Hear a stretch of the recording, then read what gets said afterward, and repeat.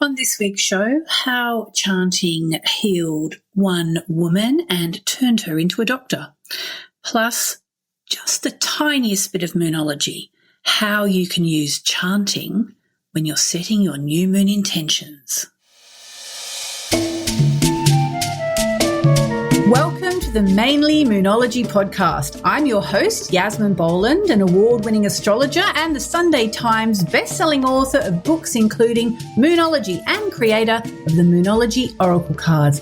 My intention for this podcast is to help you understand how you can create your dream life using mainly moonology, the moon, as your guide. When Dr. Gemma Perry found herself feeling depressed and low in her late 20s, she took an alternative route to healing. Among other forms of self-care, which included yoga therapy and movement, she also started chanting. Yeah, I was pretty unwell, and I had tried different things and was sort of at the point that I was ready to try anything, which took me to chanting. Basically, there's mild, moderate, and severe depression, and I was diagnosed with severe depression. So it is up there.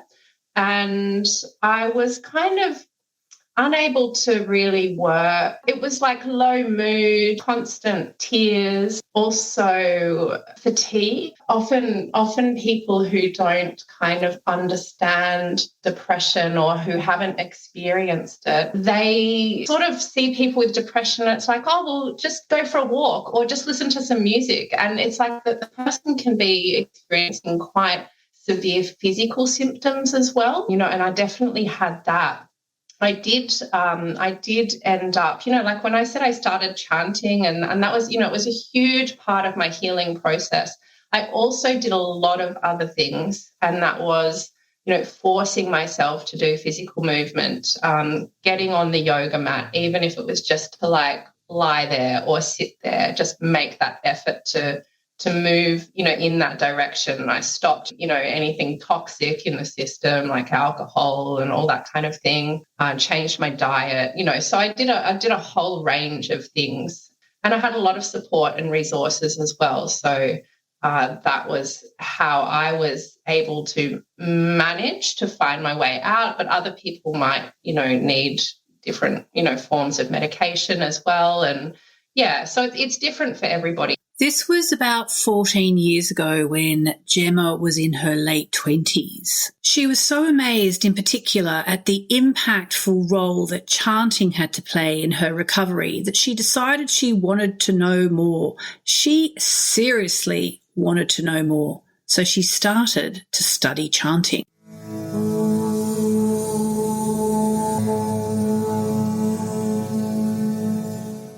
I started to feel better, at some point.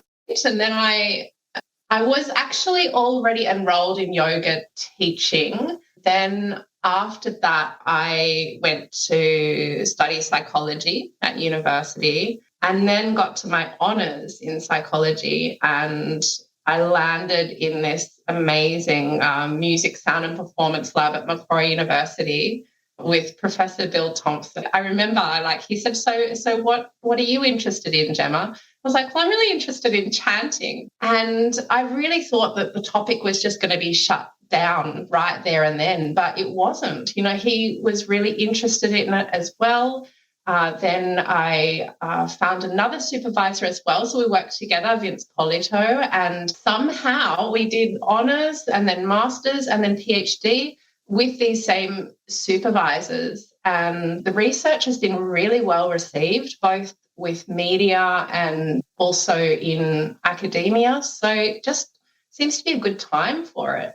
So Gemma is now a postdoctoral researcher at Macquarie University, dedicated to the field of mantra meditation research and how its positive outcomes can impact no less than society. Gemma scientifically investigates the effects of chanting mantras on affective and cognitive processes. That's the official line. Plus, as you've heard, she's also a qualified yoga teacher and has been practicing and studying yoga psychology and philosophy for over 10 years now. She's also one of the first people in the world to have a PhD in mantra research. She said it changed her life, and quite possibly it can change anyone's life.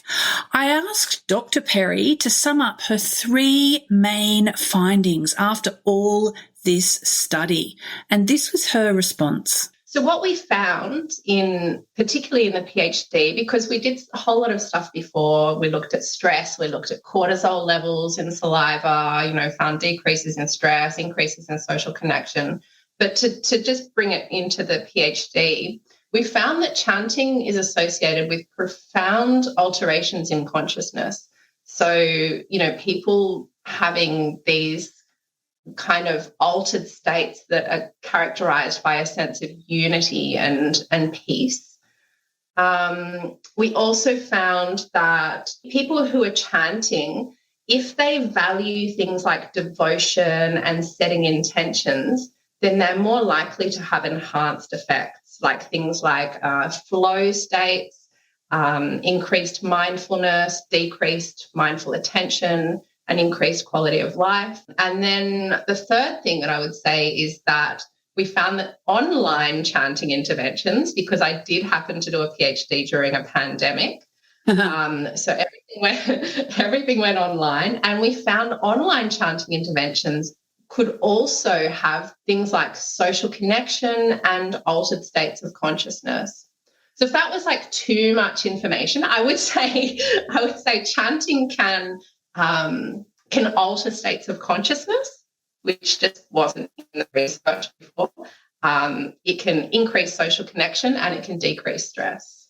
At this point, I was wondering, how long do you have to chant to get these incredible benefits? There's going to be a whole lot of variables, but I will say that we did some studies that just had novice participants, so people that had never chanted before, and they chanted for 10 minutes and they had increased social connection and decreased psychological and physiological stress.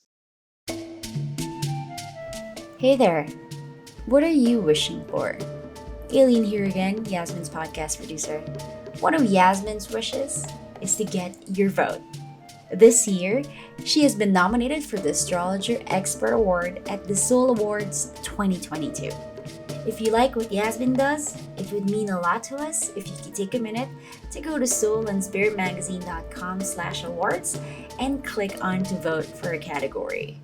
We'll add the link to the show notes for easier access. The website is soulandspiritmagazine.com/awards. We're really grateful for your support, and your vote will help get Yasmin to the finals. Thanks again.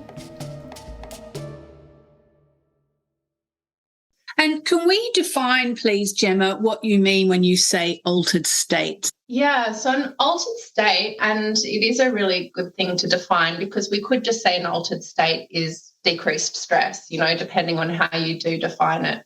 Yeah. But the ones that we're talking about these ones are quite profound alterations in consciousness. So it's transcending the mundane state of awareness that is just this state that we're in from day to day, doing our daily tasks. And these are more states that feeling a common thing with the altered states that we looked at is emerging with something else.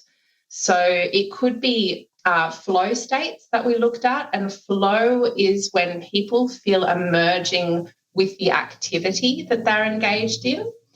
So it could be art, it could be music. In our case, it was chanting. Then we looked at mystical states, and mystical states, people feel a loss of boundaries as well. So merging either with another person or with their environment. And same with ego dissolution. Again, there's a kind of a loss of the small self, for lack of a better word, kind of like that personality and identity self, and emerging with something greater than the self. So in terms of using chanting to help us get out of a negative headspace or even an actual depression like Gemma used it, or to move through anxiety, obviously a lot of people who are feeling really down in the dumps, they're not going to want to go and join a chanting group necessarily. They might want to do something at home. How does that work? Yeah, I think that's a really good point. And it is such a personal experience. Although we can diagnose depression and we can say there are these symptoms, everyone's kind of experiencing it differently and at different stages, and their process of healing is different. I did actually start with group chanting, and it was an interesting experience, my first chanting experience. I was quite overwhelmed by everything happening. When I teach chanting now to people that may have never chanted, I might start with humming, and then some simple sounds. But what I had taken myself off to was a yoga studio, and there was a big fire ritual in the middle. There were people dressed in special robes, and there were offerings going into the fire. Like, this was, quite a serious ceremony. But I did find that I was drawn to it. I was drawn to go back to it. And then I was actually drawn to go and seek out other communities, because I was like, oh, it's not just chanting in yoga. There's Buddhist communities chanting. There's Hindu communities chanting. And so I was going off to anywhere that I could find that was chanting. I became really curious. And so I think that's what I would say, is that there are so many different ways that you can engage in chanting, can listen to it at home and see how that makes you feel. You can find different mantras and see how they make you feel. It's really good to have a teacher that can guide you with the different mantras. And when I say mantra, that's like a Sanskrit word. I think your listeners know mantras because I think you talk about them quite a lot. The bottom line seems to be just get started, see where it takes you, do it at home, listen to it in your earbuds or on your headphones, or just chant Om out loud. You may have heard that Dr. Perry mentioned having an intention before you chant. And of course, that works absolutely perfectly with the moonology work we do at the new moon. Set your intentions and then chant. Chant and then set your intentions. It's all going to be good for you. If you vocalize, the thing about that is, if you're mind wandering, if you're ruminating, all of these things that come along with depression, you could still be mind wandering if you're vocalizing a sound. You could still be ruminating, especially if you're, reciting a simple sound, because you don't have to stay that concentrated on it. But even if your mind wanders and you're vocalizing, you're still having a physiological effect. So you're still affecting your breathing rate, which is, directly impacting the parasympathetic nervous system. And so even if you kind of wander off but you're vocalizing, you can't help but get effects from the chanting. What's all this about this parasympathetic nervous system? So it helps us to relax. It can decrease levels of stress hormones like cortisol. And that's what we looked at in, I think that was my master's in research. We tested levels of cortisol in saliva and found that to decrease after 12 minutes of chanting Om. So if someone's experiencing depression or anxiety, then, the first thing to do on any kind of spiritual venture is relax. Like, we just need to relax. Yeah, that's kind of step one. One of my kind of drives is sharing chanting as a form of something people can do for their mental health, or even to optimize their life and have more self-awareness, that kind of thing. Because in the West, we've really just focused on mindfulness. And mindfulness is wonderful. And it also comes into chanting, because you're actually, when you get more advanced in chanting, you are mindful when you're chanting. So you're using all the practices. But mindfulness, it comes from a really rich, holistic system. And the West has plucked out this tiny little thing. And, basically for the Western atheist, And it's sort of coming to light now in academic circles and things, and the problems with just taking that one thing without everything that comes with it. Yeah. So I guess what I'm saying in a kind of roundabout way is, yes, we need different practices, maybe for different stages of life, for different personalities. Even within the chanting, there's different ways you can chant with like all of this devotion, like bhakti yoga, or in more like of a Vedic kind of chanting, focusing on, you could still be really devoted, but sometimes they focus really on the articulation of the sounds. And so it's more that kind of physiological and psychological effect that those sounds have. And so, yeah, I think it's important to have so many different tools that we can use. And yeah, I'm a big believer in all of it. And so anybody who's listening who thinks, okay, I'm going to start by myself, I'm going to do 10 minutes a day like Gemma, like Dr. Perry said, can they just start with Om? And if they don't want to start with Om, is there an alternative like Soham or Om Shakti, or, what would you suggest to someone who's literally hearing this going, okay, well, I'll give it a go? Yeah, I mean, I think Om is a really great place to start. I actually find Om is sometimes easier for people that are starting. You can try it. Each person can try it and see what works. But Om, it gives you these different sounds. It sort of falls in different places in the body. Amazing. At this point, I feel like it would be really good to take this out of the theoretical and give you 3 minutes of chanting from two people who are perhaps the best known chanters on the planet today, Deva Premal and Mitten. That's Deva, D-E-V-A, Premal, P-R-E-M-A-L, and Mitten, M-I-T-N. Have a listen. If you're wearing headphones and you can sit back and relax, all the better.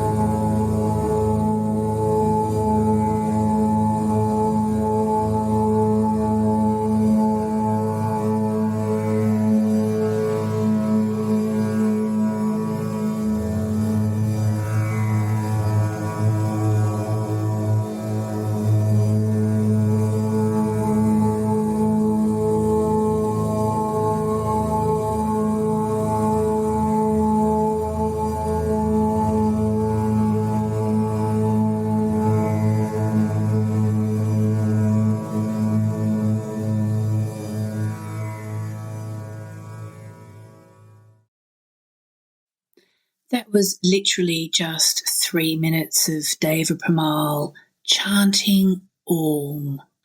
I just want to thank Dr. Gemma Perry for being with us today. I hope you enjoyed that chanting at the end. And if you want to find out more from Gemma, she is on www.gemmaperryom.com. That's Gemma, Gemma, Perry, Perry, Om.com.